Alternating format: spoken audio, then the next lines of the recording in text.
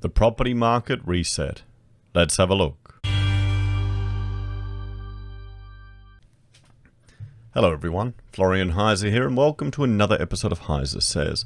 Grab your stein of coffee and let's have a look at this realestate.com.au article written by Stephanie McLean regarding, or proposing, a reset of the property conversation. Has the property market reset? This will be an interesting one. So it wasn't too long ago that issues like price rises, interest rates, and negative gearing dominated one of Australia's favourite backyard barbecue topics, the property market. But the pandemic has changed that all. The coronavirus crisis has seen vast changes across almost every aspect of Australian culture, also filtering into our obsession with real estate and shifting the focus to a new set of issues.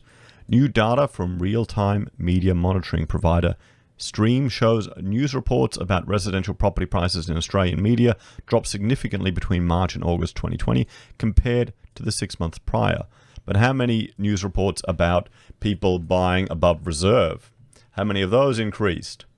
I mean, she's right. We are obsessed with property in Australia. It is an obsession. I think some people in other countries might not appreciate how much it permeates our culture. We're seeing all these articles from Domain about people who are suffering because they can't buy a house due to the lockdowns in Victoria. And they really look down at people who are renting. You know, renting, oh, we can't do that. Rent money is dead money. It's ingrained in our culture. And so much of our wealth that we've derived from the export boom has just flooded into property. It's gone into property. You've got teachers. There's still one guy in an article we read about. It haunts me in my dreams. This poor guy has bought 5 properties. He's negative gearing them, and he's just used the equity from one to buy another, and he's only paying interest only on them. He's betting on the capital growth to retire on. That may not stack up. It may not stack up. I mean, that's a risky move, but it's not considered a risky move here in Australia. It's considered normal advice. About 57% of the wealth of our nation has been ploughed into property, into houses. What do they produce? What do they produce once you build them? There's maintenance. Anyway, so this change is largely because coronavirus is taking up so much media oxygen, said the company's media and partnership lead, Connell Hanna. So media attention on house prices has fallen. So that's interesting. So that's lockdown begins. That's the RBA's latest rate cut. There you go.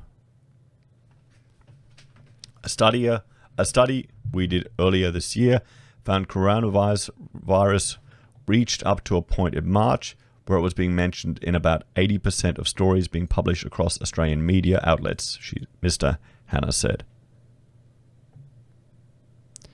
But while media coverage of property prices might have fallen during the pandemic, some real estate issues have gained traction. So what's the new topic? What's it resetted to? He said, the best way to sum up the change in Australian property price reporting since COVID-19 is to say there is less reporting on house as an asset and more reporting on house as a basic human need. In particular, renting coverage has spiked. Since March, property media coverage on the topic of landlords increased by 147%. While renters and rental prices were up 41% and 30% respectively. So here we have it. Open homes, compared items. Negative gearing is down, capital gains, housing affordability, interest rates bubble, housing stock all down, everything else up. Open homes up.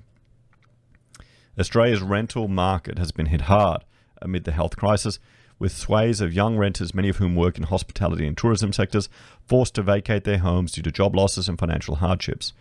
As a result, rental listings have increased on realestate.com.au, and landlords have been left with the difficulty of finding tenants to inhabit their investment properties, pushing many to offer reduced rents and other perks or incentives.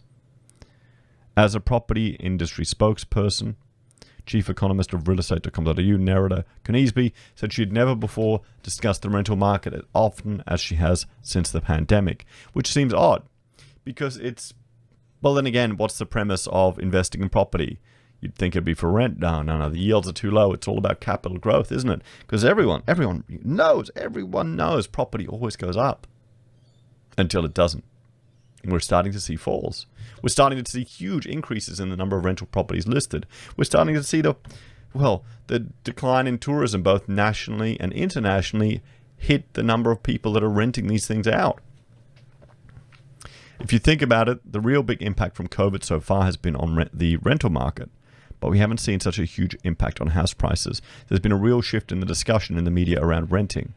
Meanwhile, the topic of open homes increased in presence in property media coverage by 199% in the 6 months to August 2020 compared to pre-lockdown times when widespread bans on open homes were unimaginable, let alone newsworthy. Well, the RBA were trying to push for, or suggesting, at least in internal email correspondence, to lock down the real estate sector. Remember that? That seems to have been forgotten by many. Mr. Hahn said Stream recorded a huge spike in media conversations around open homes between March and May.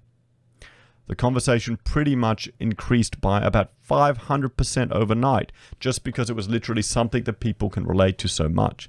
Not many people feel confident buying a house without having been inside. So when all those lockdown rules came in, that had real impacts on the conversation. Among the other topics that gained traction in property price coverage between March and August compared to the 6 months prior to the health pandemic was listings, stamp duty, and auctions. In addition, media talk of property price falls increased by 40%, while discussions around property price rises dropped by 33%. Well, there you go. Are they tracking media talk about people buying, first home buyers buying, above reserve? Where's that? So there you go, guys. That chart sums it up, doesn't it? While mention of sellers increased by 20% and buyers dropped by 9%, but there was still more mentions of buyers overall. The news items that have fallen off the radar. On the flip side, interest rates, a once hotly awaited news item, has dropped by 50% in the 6-month period, which is a very significant decline given its dominance as a property news issue before the crisis.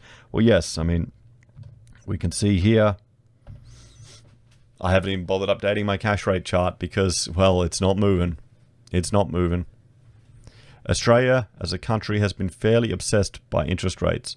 I certainly remember working on news desks when the first Tuesday of the month was watched extremely closely for any movement because there was huge public interest in what was happening with the interest rate. Mr. Hanna, who's a former journalist.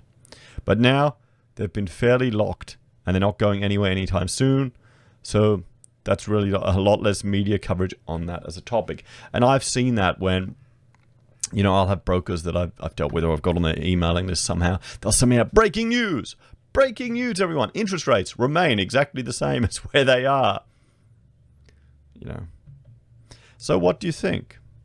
A reset in the discussion around the property sector. More discussion of renting. More discussion, media coverage of open homes. And we're seeing that continue. We're seeing that continue, particularly with the Main trying to put a human face to the severe lockdowns and restrictions in Melbourne. To where you can go. You can go and get your dog washed, but you can't inspect a property. Seems ludicrous. Really does. The increase in open homes. Landlords. That's flooded the media. Renters. Rental prices, listings, stamp duty, auctions, they're all a bit lower. But look at what's driven. And there's actually some discussion about potential negative falls in property going through the media. So do you think this will have a lasting impact on property in Australia? Will the dialogue shift? Will we start to lose the mindset that rent money is dead money? Maybe. Could this be the beginnings of a cultural shift? Or they're just going to double down and throw more at it once the recession starts to abate. As always, thanks for watching. Please like, share, and subscribe to the channel. If you're a fan and want to support the content I created, there are a few ways you can. You can join the channel on YouTube or Patreon. You can support us using our affiliate links at Amazon, eBay, Independent Reserve, or Kucoin. You can buy merch from HeiseSays, use Gold Pass from the Perth Mint, or support us via PayPal. Take care, guys. Have a great day, and I will see you all in the next episode.